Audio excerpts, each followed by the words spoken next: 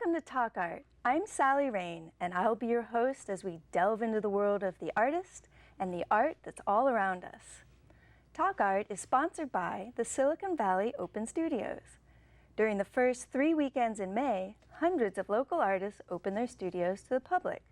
For more information, you can go to the website svos.org. Our guest, Phillip Van Ornum, is a furniture artisan who believes in giving new life to wood by creating beautiful and useful art. His choice of materials also respects the source of the wood. So welcome, Phillip. Thank you, Sally. Nice to be here tonight. Yes.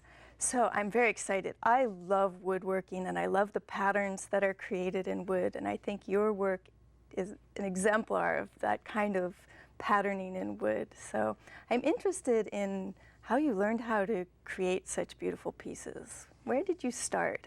Well, at a very young age, I was lucky to have a stepfather who had a wood shop. And I was a responsible young man, and he said, why don't you go ahead and start working with a few tools at a time, and slowly introduced me to woodworking. During my days in junior high school and high school, I was embraced by the teaching staff and put into many different types of art classes, different mediums, whether it be clay, drawing, and woodworking as well, metal shop. All those things helped to kind of nurture me as I went through, and then finally got into a regional occupation program while I was in high school as a cabinet maker. Wow, excellent. Did you ever apprentice with any woodworkers? Right after high school, I moved up to Tahoe to apprentice with Richard Krasinski, an American master who does some of the finest work in that area up in the Tahoe and Truckee Basin. And I was lucky enough to work with just one man and learn every step of what it takes to make beautiful art in furniture and into people's homes. Wow. So it was a real great start to me moving forward after all of my early experience. How long did you work with him? I worked with him for 4 years. Wow. In the winter times was more skiing than it was woodworking, but it was fun. Is it hard to work in the snow? Does cold affect the wood? All things, especially temperatures and moistures and things like that. In fact, one of the first things I learned about was moisture and humidity. Right. Every piece of wood that we brought in, we measured. If it was too wet, there was no way we could use it. Really? Yeah, it has to be dried down to a specific temperature, whether it be kiln dried or it be seasoned the old-fashioned way.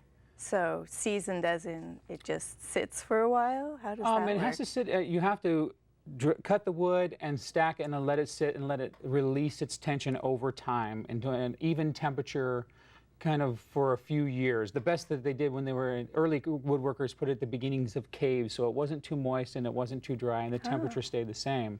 But still, it takes a couple of years to season wood to dry it the old-fashioned way instead of drying it in a kiln.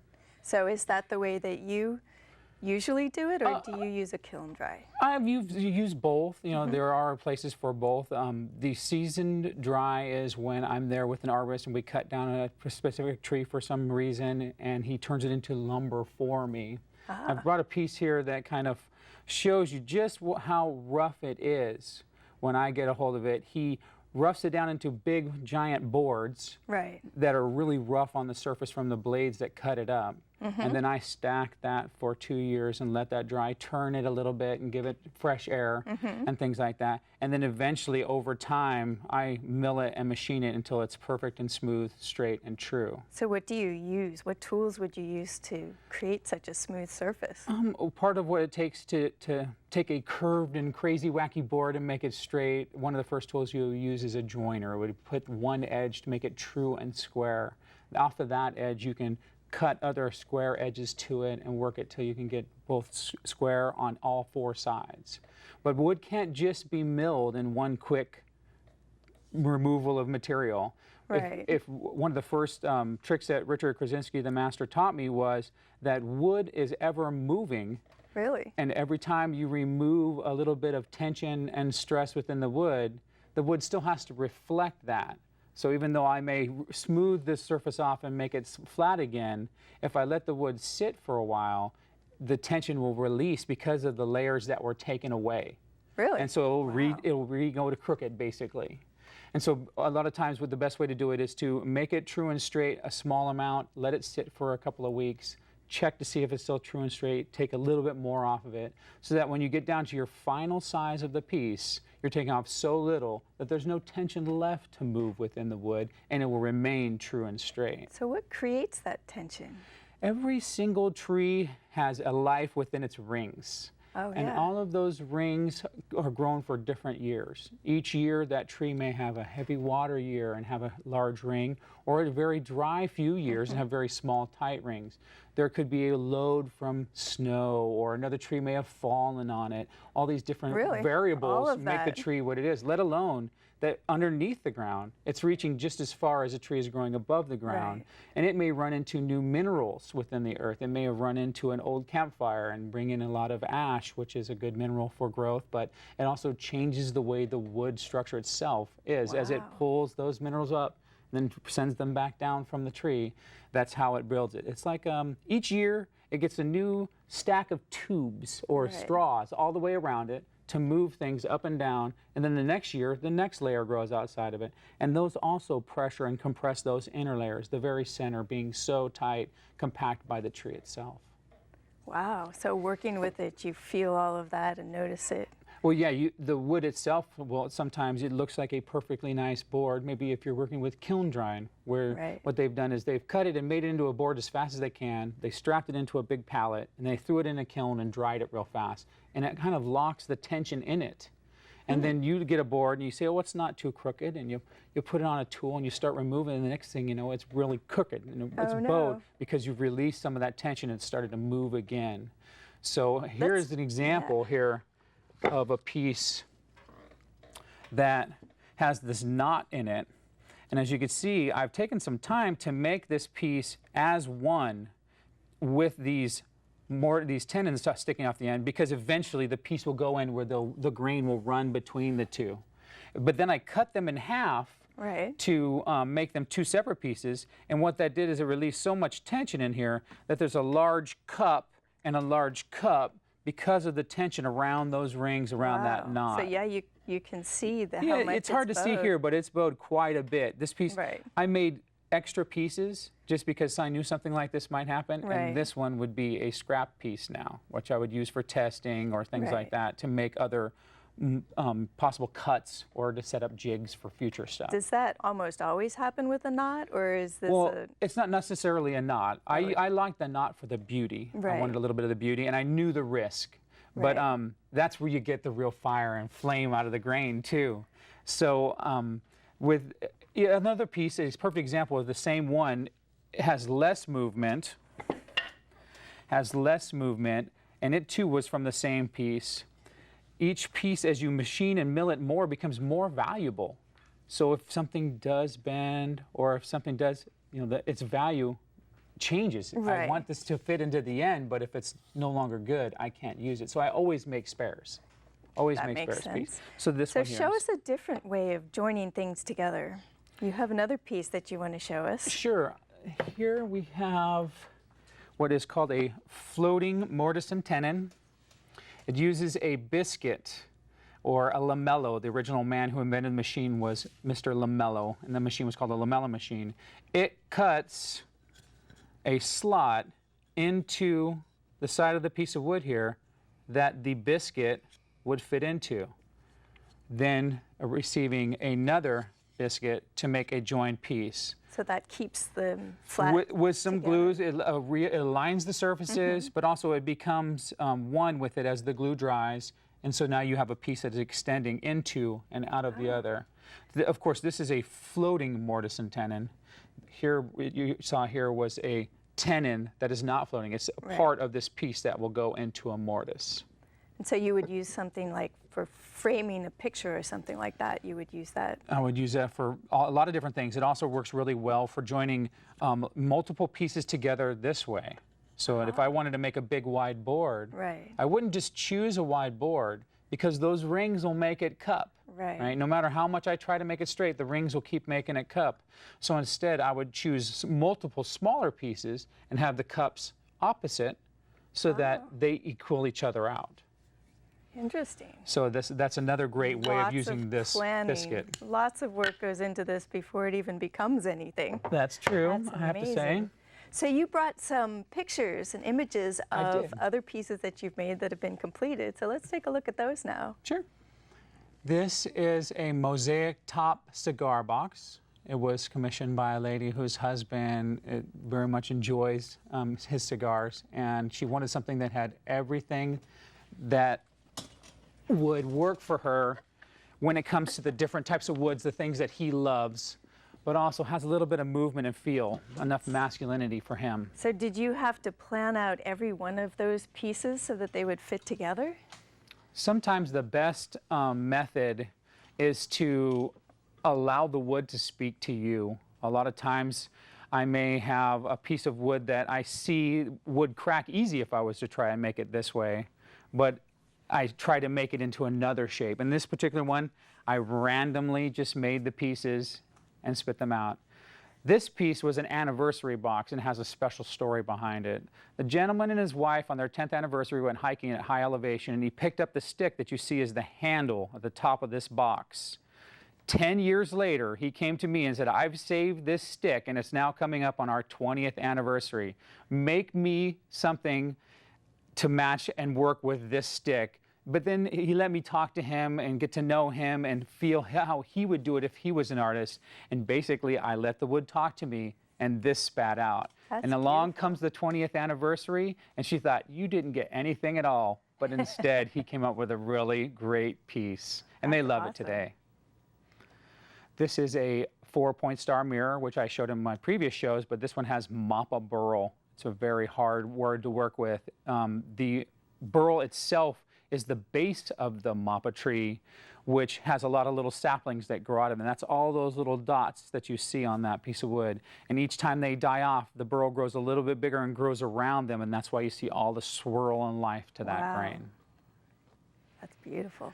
This is a sweeping triangle that has a convex mirror on it. It was the owner that wanted to buy this, she wanted to commission for her husband. There was a spot in their home where traffic was easy to run into each other through a doorway, but there was this angled wall that was there, and I said, well, if we made this mirror and use her inspirations, you'll be able to see if someone's coming around the corner and not walk into each other as That's much. cool. I really like the inlay part that you do. Do you create the inlay out A of lot of wood the as inlays I well? do create myself, and some of them I do share with others. Today I have brought a little bit of a representation of a base, mortise and tenon joint that we'll see here on the ends, that I use a lot of the tools that I have here for me. Here is one of my favorite tools. It is a Japanese saw. It's very fine tooth, but it cuts very straight, very true. And I reach for it more than any other saw. I swear, without this, I feel lost. I also use things like chisels. Here's a particular chisel that I would use to clean out a mortise or to clean up the end of a tenon before I put them together to make them fine fit. Of course, a lot of this takes measurement and a square. Without the square, pre-drawing all the lines for me very nicely on the wood, it would be very impossible for me to come up with the exact mortise in the exact space that I like. So here I brought a piece for you. This piece has the mortises already cut into it. These mortises will fit on these tenons here, which will complete this base. What is that a base for? This is a base for the table that is similar to the table that you see behind the other set where we were sitting. It has 7-degree curves on it, and it has these nice tapered legs with a beautiful walnut end and a curve to the base of it. It has a lot of great feel to it.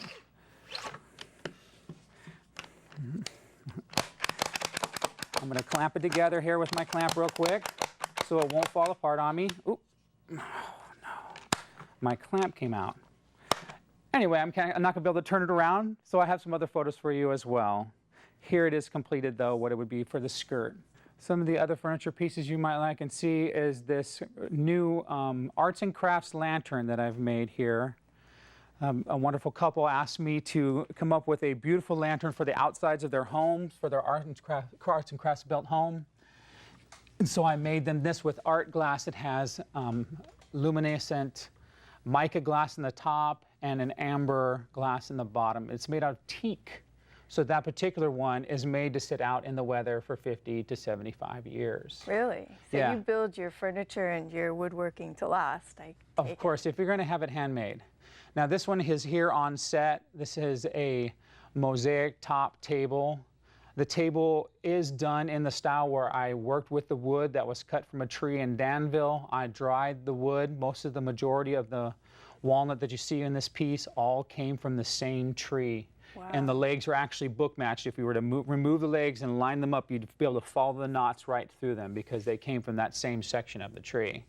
It has 18 different types of wood on the top of it. The Mosaic has all the finest flitches and burls. There's a little bit more of a close-up shot that I have that might show that a little bit better. There is bird's eye maple.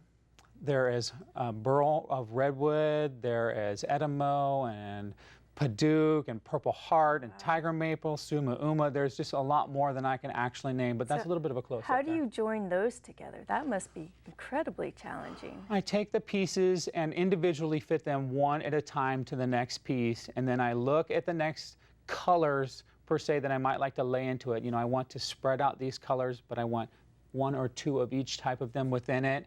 And so I just kind of go and let the wood speak to me, and sometimes I get frustrated and a piece breaks, or I cut something and it's not so perfect, and so I say, that's it, I'll set it down for a little while and I come back to it. It can be quite frustrating. You put a lot of effort into every little piece, and all it takes is for it to break, and you have to redo it. Is there glue in between? Those are actually glued together and down, and it's put in inset into the top of that table. So it's glued on top of the table. Yeah, That's inset into the absolutely table. Gorgeous. Wow. Each one, though, a nice little hand cut. Here you can kind of see the curves on the table legs, and you can see the accents that are of lacewood. If you look at the 4 little orange, and 2 per leg, but they look at 4 as they go around at each level. Each one of those is lacewood, and they also have curves cut just like the curves on the legs as well. Everything has a curve to it. The top has a curve. How long would it take to build something like that? From the cutting of the tree, you said it takes a couple of years to dry it? It took me 2.5 years to dry it. Then it took me another 6 months to machine the wood till it was stable point. And that was when I started removing and cutting the curves and putting in all the different things and all the mortises to make it come together. The long and the short of it, it probably took closer to a year to complete the whole piece from beginning to end, other than the 2 years of drying the wood itself. So when you're cutting the curves in the legs that you create, and each one is exactly perfect, how long does that take? You say you take a little bit off at a time, but you must have like some measurement in your mind to start off with? Yeah, a basic drawing gives me an idea of I'd like the finished size to be this, and I know I'm going to start out with a lot bigger and remove slowly because I know that it may twist every time I remove something, so that when I get to the very final end. But I think you said something there that isn't quite me, and that is every curve is not exactly perfect. It shows a little bit of hand flaw. Well, if you were to run your hand on it, you could feel it, because I don't want it to feel like it was made by a machine. It was made by me. Right. Okay, so, but when I look at it, they look of course. It's supposed to be perfect to the eye. Right. But there are some subtle flaws in every one to show that it was made by a human instead of by a machine. Right. So when you're planning something, where do you start? How do you start your designs? It depends. That particular one was a little inspiration in I would call it an afternoon nap daydream, where I saw the shape of the piece and I had to make it. And just for some reason, I saw those curves, I saw the lines. I didn't really see the mosaic top. I didn't see the accents. I didn't see the exact type of wood, but something said to me, that piece has to be made regardless of whether it gets in a museum or sold or whatever. I was going to make it regardless. And so the wood that I had drying out in the yard spoke to me and said, I belong to be part of this. So the walnut tree that you... Yes, the walnut tree from Danville that it was cut from. Do you often meet your trees before they're you know, an arborist might call me and say, I have a tree, I know it's going to have a lot of, you know, a ripple to it, or a lot of burl, or even a crotch where 2 pieces meet together. That causes a lot of beautiful fire and flare. And he said, do you want me to cut you up some samples? So he's there to cut down the tree. It has to be removed for a school expansion or whatever it might be. Right. But then he says to me, we can give this new life. And that's one of my things is, you know, I want to if we're going to cut down the tree, I want to make it so beautiful that it can be appreciated for another 300 years, Right. even though it's not in the ground.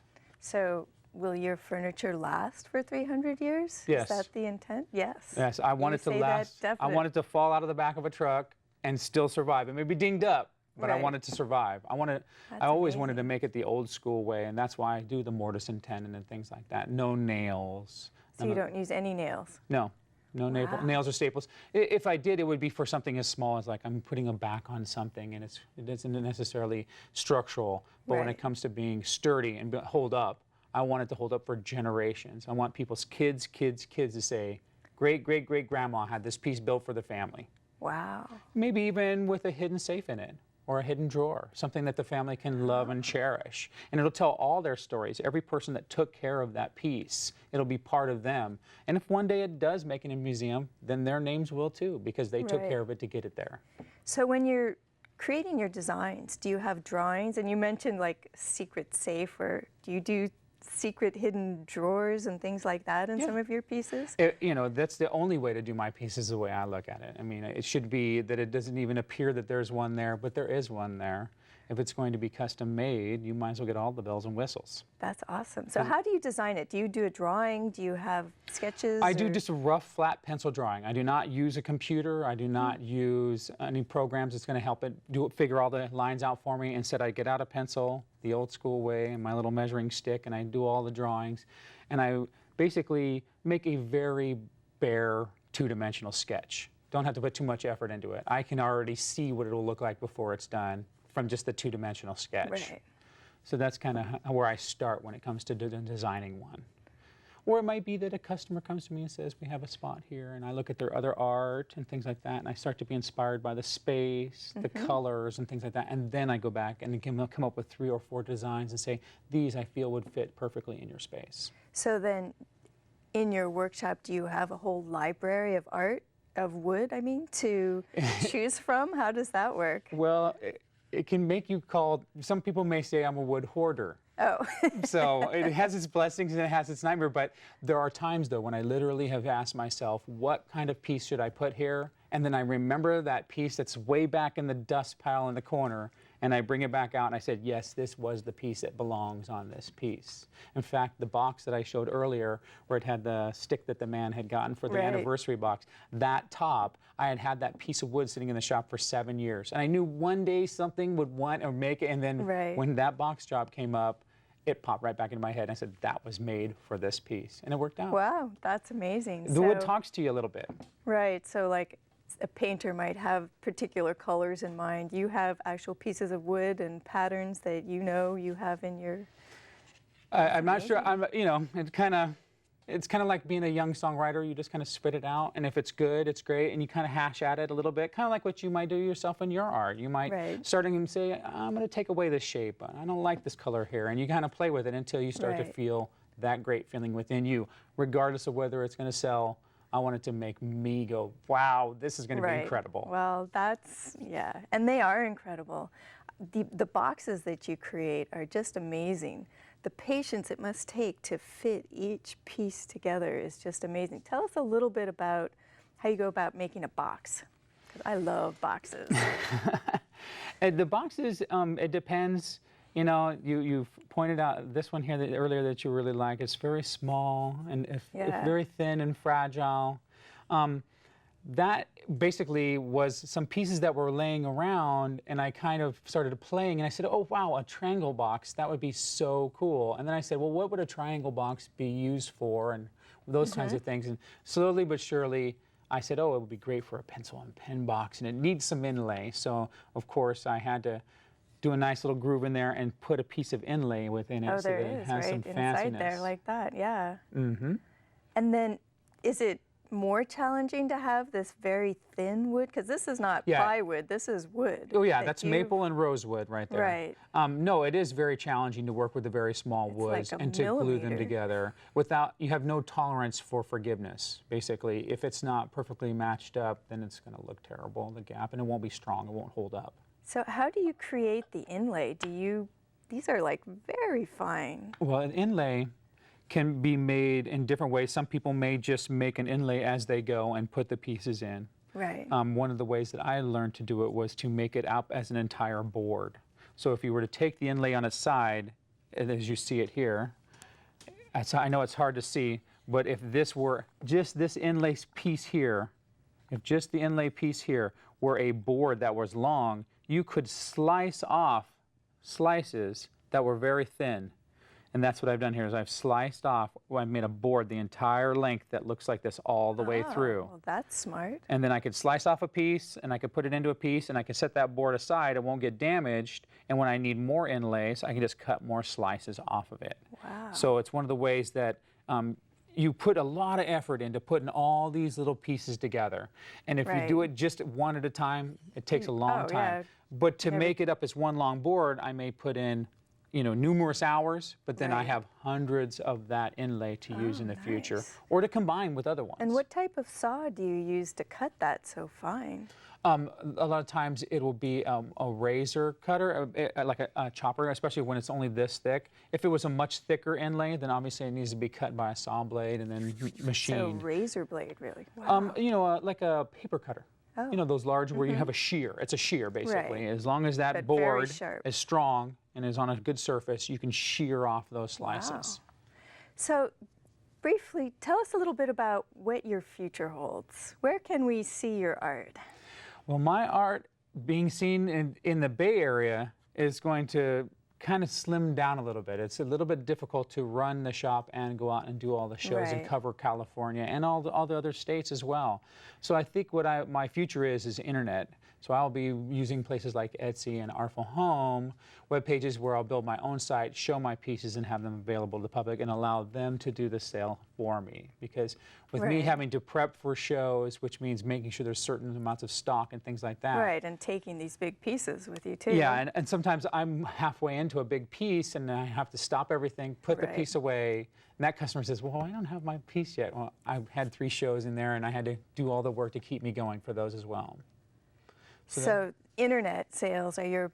That's where I'm pushing for the future. I'll be seeing it at some of the local fine shows, maybe Kings Mountain or Palo Alto Festival of the Arts. Well, thank you so much for being on Talk Art. This has been fascinating, and wood is beautiful. So thank you for being on Talk Art. Thank you very much. Have yourself a great day.